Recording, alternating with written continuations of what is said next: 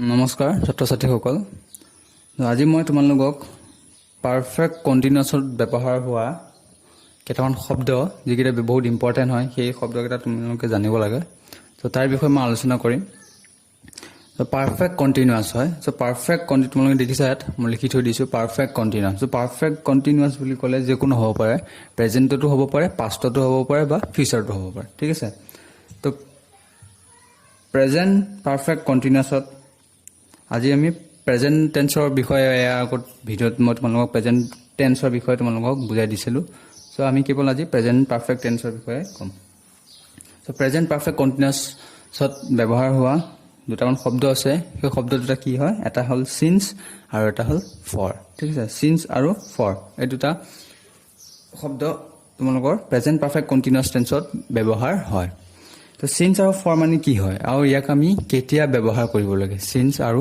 For ঠিক আছে দুইটাৰ অৰ্থ বেলেগ বেলেগ হয় গতিকে এইটো মনত ৰাখিবা সো প্ৰথমে ইয়াত দিয়া হৈছে চোৱা সিন্সে কি বুজায় তো সিন্স হ'ল পইণ্ট অফ টাইম কি বুজায় পইণ্ট অফ টাইম নিৰ্দিষ্ট এটা সময় অৰ্থাৎ সময়ৰ এটা বিন্দুক বুজায় ঠিক আছে পইণ্ট মানে হ'ল এটা বিন্দু সো পইণ্ট অফ টাইম যেতিয়া ক'ব সি নিৰ্দিষ্ট এটা সময় বুজাব নিৰ্দিষ্ট হ'ব লাগিব নিৰ্দিষ্টকৈ দিয়া থাকিব লাগিব এটা সময় তেতিয়া তোমালোকে সিন্স ব্যৱহাৰ কৰিব পাৰিবা সো ইয়াত কৈছে নিৰ্দিষ্ট সময় এতিয়া সিন্সটো ক'ত ক'ত বহে তো মই লিখি দিছোঁ ধুনীয়াকৈ প্ৰথমে আছে ডেইজ হ'লে আমাৰ ডে বাৰ থাকিলে সিন্সটো আমি ব্যৱহাৰ কৰিব পাৰোঁ কাৰণ ই এটা নিৰ্দিষ্ট সময়ৰ কথা কোৱা হয় তো ছানডে মনডে টিউজডে এটচেট্ৰা যিকোনো হ'ব পাৰে যিকোনো এটা বাৰ থাকিলেও কি কৰিব পাৰোঁ আমি সিন্সটো ব্যৱহাৰ কৰিব পাৰোঁ তাৰপিছত আছে আমাৰ মান্থ হ'লে আমাৰ January February March April May June July যিমানবোৰ আছে তো জানুৱাৰী বা যিকোনো এটা মান্থ দিলেও কি হয় এটা নিৰ্দিষ্ট এটা সময় বুজায় সো সেইকাৰণে তো মান্থৰ আগতো আমি কি কৰোঁ সিন্সটো ব্যৱহাৰ কৰিব পাৰোঁ ঠিক আছে তাৰপিছত আছে আমাৰ টাইম সময় যিহেতু এই নিৰ্দিষ্ট সময়ৰ কথা কোৱা হয় গতিকে সময় এটা দিয়া থাকিব যিকোনো এটা সময় 4 o'clock 4 বজাত 5 বজাত 8 বজাত 9 বজাত তো তেনেকৈ নিৰ্দিষ্ট এটা সময় যেতিয়া দিয়া থাকিব তেতিয়াও আমি সিন্সটো ব্যৱহাৰ কৰিব পাৰোঁ তাৰপিছত আছে আমাৰ ইয়াৰ্ছ এটা চন দিয়া থাকিব নিৰ্দিষ্ট কিমান চন হ'ব পাৰে 1950 1950 2001 যিকোনো এটা দিব পাৰে চন তো এই চন ইয়াৰ থাকিলেও আমি সিন্সটো ব্যৱহাৰ কৰিব লাগে তাৰপিছত আৰু কেতিয়া কেতিয়া ব্যৱহাৰ কৰিব লাগে চোৱা মৰ্নিং ৰাতিপুৱা সময়ত ই এটা নিৰ্দিষ্ট সময় হয় সো মৰ্নিং তাৰপিছত নুন afternoon evening night midnight childhood মানে লৰালি কাল থাকিলেও কি হয় আমি সিন্সটো ব্যৱহাৰ কৰিব পাৰোঁ যিহেতু ই এটা নিৰ্দিষ্ট সময়ৰ কথা কোৱা হয় ঠিক আছে সো এইকেইটা মনত ৰাখিবা মৰ্নিং নুন afternoon evening night midnight childhood etcetera তো এইবোৰ থাকিলে আমি কি কৰোঁ সিন্সটো ব্যৱহাৰ কৰিব লাগে কাৰণ ই কি বুজায় এটা নিৰ্দিষ্ট এটা সময় বুজায় ঠিক আছে এতিয়া আমি এটা উদাহৰণ লওঁ সিন্সৰ মই এটা উদাহৰণ লিখি দিছোঁ তোমালোকে চাই যাবা ঠিক আছে মই এটা এক্সাম্পল লিখি দিছোঁ চোৱা I have been reading since morning ঠিক আছে তো বাক্যটোত কি বুলি কৈছে এইটো আমাৰ এই বাক্যটো প্ৰেজেন্ট পাৰফেক্ট কন্টিনিউয়াছ হৈ আছে হয় নে নহয় আমাৰ হেভ আছে বিন আছে ভাৰ্বত আইএনজি আছে so I have been reading since morning তো এনেকুৱা বাক্যত আমি সিন্সটো ব্যৱহাৰ কৰোঁ সিন্স কেতিয়াবা ফৰ হয় নে নহয় আমি জানিব লাগিব আমি সিন্সটো কেতিয়া ব্যৱহাৰ কৰিব লাগিব আৰু ফৰটো কেতিয়া তো ইয়াত চাবা মৰ্নিং এটা সিন্স ৰাতিপুৱাৰ পৰা মই কি কৰি আছোঁ মই ৰাতিপুৱাৰ পৰা পঢ়ি আছোঁ so I have been reading since morning কি বুলি কৈছে যে মই ৰাতিপুৱাৰ পৰাই পঢ়ি আছোঁ ঠিক আছে সো নিৰ্দিষ্ট এটা সময় দিছে কেতিয়াৰ পৰা পঢ়ি আছে সি ৰাতিপুৱাৰ পৰা ৰাতিপুৱাটো আমাৰ কি হয় মৰ্নিং এটা নিৰ্দিষ্ট সময় ঠিক আছে সো নিৰ্দিষ্ট এটা সময় যেতিয়া দিয়া থাকিব তাত আমি কি বহাব লাগিব সিন্স তো এই কথাটো মনত ৰাখিবা তুমি ইয়াত ফৰ দিব নোৱাৰিবা I have been reading for morning দিলে কি হ'ব আমাৰ এইটো ভুল হৈ যাব কাৰণ মৰ্নিংটো আমাৰ কি হয় এটা নিৰ্দিষ্ট এটা সময় হয়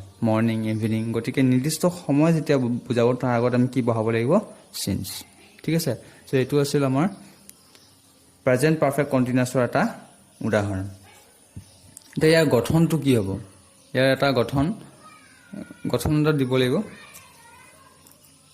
তো গঠনটো মই লিখি দিম প্ৰেজেন্ট পাৰফেক্ট কন্টিনিউয়াছ বা সিন্সটো আমি কেনেকৈ গঠন কৰোঁ ঠিক আছে মই গঠনটো লিখি দিছোঁ এই গঠনটো এনেকৈ তোমালোকে বাক্যটো গঠন কৰিব লাগিব প্ৰথমে থাকিব লাগিব আমাৰ কি সাবজেক্ট আমাৰ এটা সাবজেক্ট থাকিবই লাগিব হয় না নহয় তাৰ পিছত কি হ্যাভ আৰু হ্যাজ যিকোনো এটা লিখিব লাগিব আমি তো বাক্যটো আমি মই এটো বাক্যত চোৱা সাবজেক্ট আছে আই টো আমাৰ সাবজেক্ট হয় ঠিক আছে তাৰপিছত হ্যাভ দিছো আই লগত যেহেতু হ্যাভ হয় তো মই হ্যাভ দিছো হ্যাভ আৰু হ্যাজৰ ভিতৰত হ্যাভ দিছো তাৰপিছত আমাক কি আহিব বিন আহিব বিন দিছো তাৰপিছত ভাৰ্ব আইএনজি ভাৰ্বত আইএনজি দিব লাগিব তো ৰিড টো আমাৰ ভাৰ্ব হয় তাত আইএনজি লগাইছো ভাৰ্ব ঠিক আছে ভাৰ্বত আইএনজি দিয়াৰ পিছত সিন্স আৰু ফৰ দুটা ভিতৰত যিকোনো এটা হ'ব লাগিব সিন্স আৰু ফৰ যি বুজায় আৰু যদি নিৰ্দিষ্ট সময় বুজায় তেতিয়াহ'লে আমি কি দিব লাগিব সিন্স দিব লাগিব তাৰপিছত এটা টাইম থাকিব তাত এটা সময় দিয়া থাকিব এইটো সময়ৰ আগতে আমি সিন্স আৰু ফৰটো লগাব লাগিব ঠিক আছে সো এইটো আসল গঠন তোমালোকে মনত ৰাখিবা প্ৰেজেন্ট পাৰফেক্ট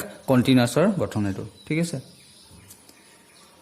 তো বুজি পাইছা এতিয়া আৰু এটা শব্দ আছে সেকেন্ডটো ফৰটো আমি কেতিয়া ব্যৱহাৰ কৰো ফৰটো কি বুজাই চোৱা পিৰিয়ড অফ টাইম মানে এটা ব্যাপক সময় এই নিৰ্দিষ্ট নহয় পিৰিয়ড অফ টাইম সময়ত ব্যাপক সময় এটা বুজায় সেই সময়ছোৱাত মানে সময়ছোৱাত হেতু বুজায় আৰু ব্যাপক সময় কাৰণ নিৰ্দিষ্ট নহয় তাৰমানে তো কেতিয়া আমি ফৰটো ব্যৱহাৰ কৰো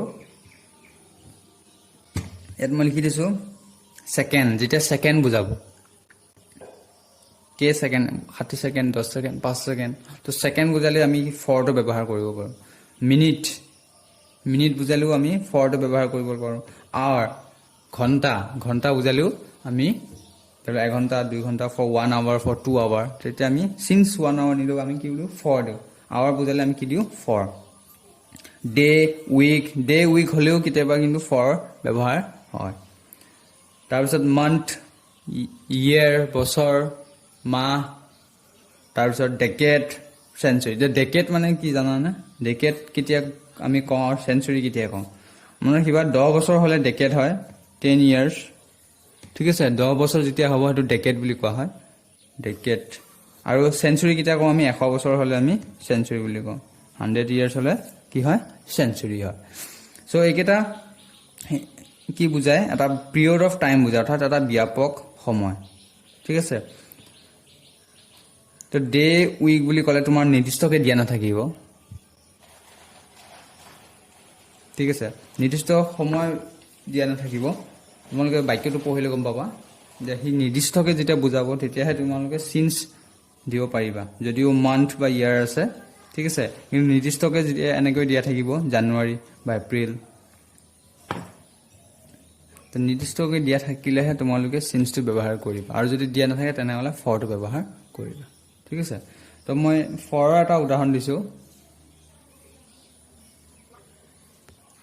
সেইটো উদাহৰণ মই লিখি দিছো চোৱা she has been reading for 2 hours she has been reading for 2 hours so তাই 2 ঘণ্টা ধৰি পঢ়ি আছে 2 ঘণ্টা ধৰি কে ঘণ্টা 2 ঘণ্টা for 2 hours so hours মানে ইয়াত ঘণ্টা কথা কৈছে 2 ঘণ্টা বা তেওঁ পঢ়ি আছে কাৰণ নিৰ্দিষ্টকে কোৱা নাই ঠিক আছে কেইটাৰ পৰা কেইটালৈ ইয়াত নিৰ্দিষ্টকে কোৱা নাই কৈছে কেৱল 2 ঘণ্টা ধৰি তেওঁ পঢ়ি আছে 8টা পৰা 9টা হ'ব পাৰে 9টা পৰা 10টা হ'ব পাৰে নিৰ্দিষ্ট কোনো ইয়াত দিয়া নাই যে ইমান 9টা পৰা til 12টা লৈ পঢ়ি আছে বা 11টা লৈ পঢ়ি আছে গতিকে নিৰ্দিষ্টকে দিয়া নাই কেৱল দিছে 2 ঘণ্টা গতিকে 2 hours বুলি ক'লে আমাৰ লিখি দিছো hour হলে তাত আমি কি ব্যৱহাৰ কৰিব লাগিব for তো ইয়াত সিন্স দিব নোৱাৰিবা she has been reading since 2 hours যেহেতু ইয়াত নিৰ্দিষ্টকে কোৱা নাই যে ইমানটা বজাৰ পৰা ঠিক আছে উল্লেখ কৰি দিয়া নাই গতিকে কেৱল কোৱা হৈছে 2 hours অৰ্থাৎ 2 ঘণ্টা ধৰি তেওঁ পঢ়ি আছে গতিকে নিৰ্দিষ্টকে দিয়া এটা ব্যাপক সময়হে দিয়া হৈছে গতিকে ব্যাপক সময় যেতিয়া দিয়া হ'ব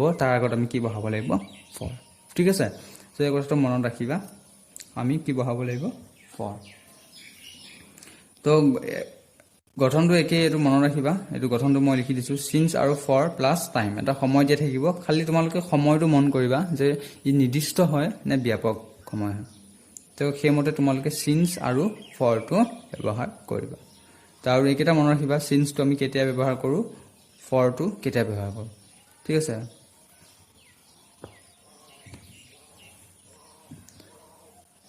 ঠিক আছে আৰু এটা শব্দ আৰু দুটা শব্দ আছে সেই দুটা শব্দও তোমাৰ সিন্স পইণ্ট অফ টাইম আৰু পিৰিয়ড অফ টাইম বুজায় মই সেই দুটাও লিখি দিছো বাৰু ঠিক আছে আৰু দুটা শব্দ তোমাৰ কি বুজায় পিৰিয়ড অফ টাইম বুজায় আৰু পইণ্ট অফ টাইম। ত' শব্দ দুটা হ'ল টিল, বিফৰ আৰু এগ'। ঠিক আছে, টিল আৰু বিফৰ। টিল মানে আমি অসমীয়াত লৈ বুলি কওঁ, লৈ, লতৈকাই লৈ, ইমানৰ পৰা ইমানলৈ। ঠিক আছে, তো টিল বুলি কয় ইংলিছত, টিল আৰু বিফৰ।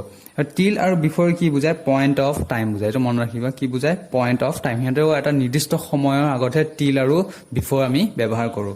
ফৰ এক্সাম্পল এটা দিছোঁ মই, চোৱা, আই উইল ষ্টে টিল ইভিনিং।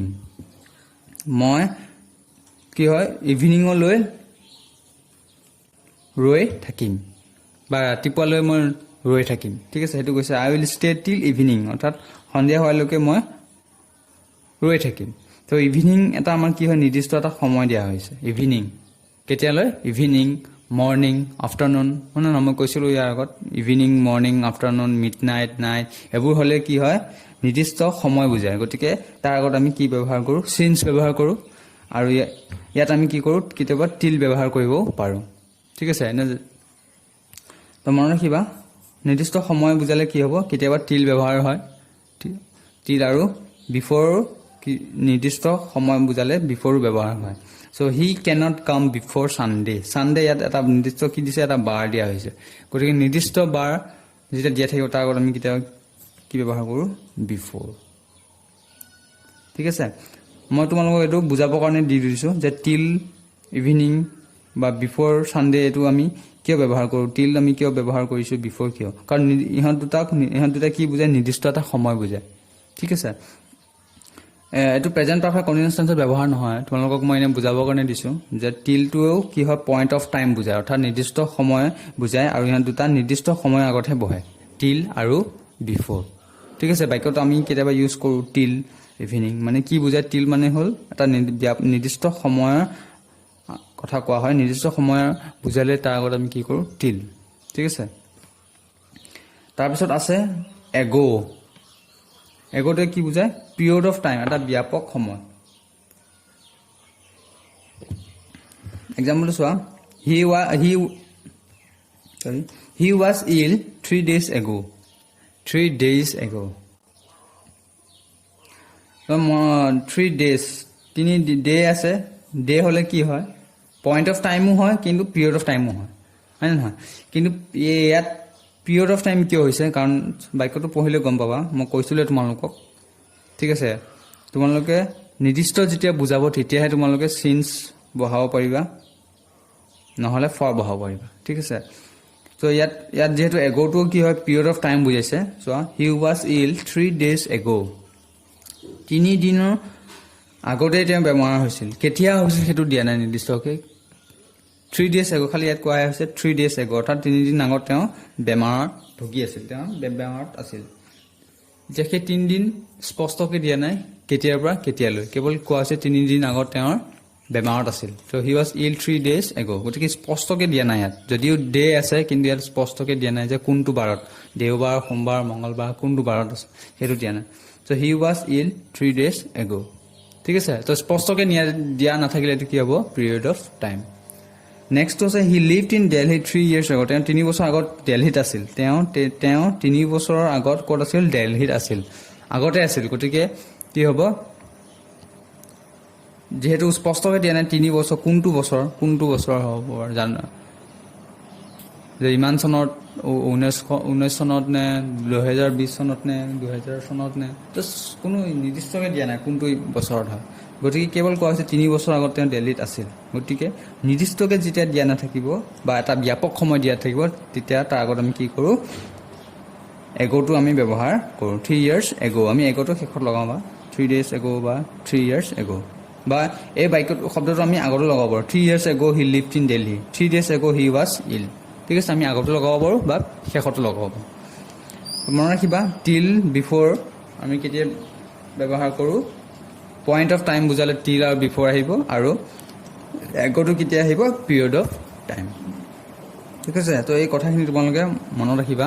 চ' ইয়াৰ ওপৰতে মই তোমালোকক এতিয়া কেইটামান প্ৰশ্ন দিম লিখিবলৈ, তোমালোকে সেইকেইটা কৰি পেলাই মোক দেখুৱাবা। ঠিক আছে, প্ৰথমে তোমালোকে ভিডিঅ'টো ভালকৈ চাবা আৰু বুজি ল'বা চিন্স আৰু ফৰ আমি কেতিয়া ব্যৱহাৰ কৰোঁ। ঠিক আছে, টিল বিফ'ৰ বা এগো আমি কেতিয়া ব্যৱহাৰ কৰোঁ সেইটো প্ৰথমে বুজি ল'বা, তাৰপিছত নিজে কৰিবা। ঠিক আছে? চ' ভিডিঅ'টো ইমানেই আছিল। আশা কৰোঁ তোমালোক সকলোৱে ভিডিঅ'টো চাবা, আৰু যদি কিবা বুজি নোপোৱা মোক সুধিবা। ঠিক আছে? চ' ভিডিঅ'টো ইমানতে সামৰণি মাৰিছোঁ। নমস্কাৰ।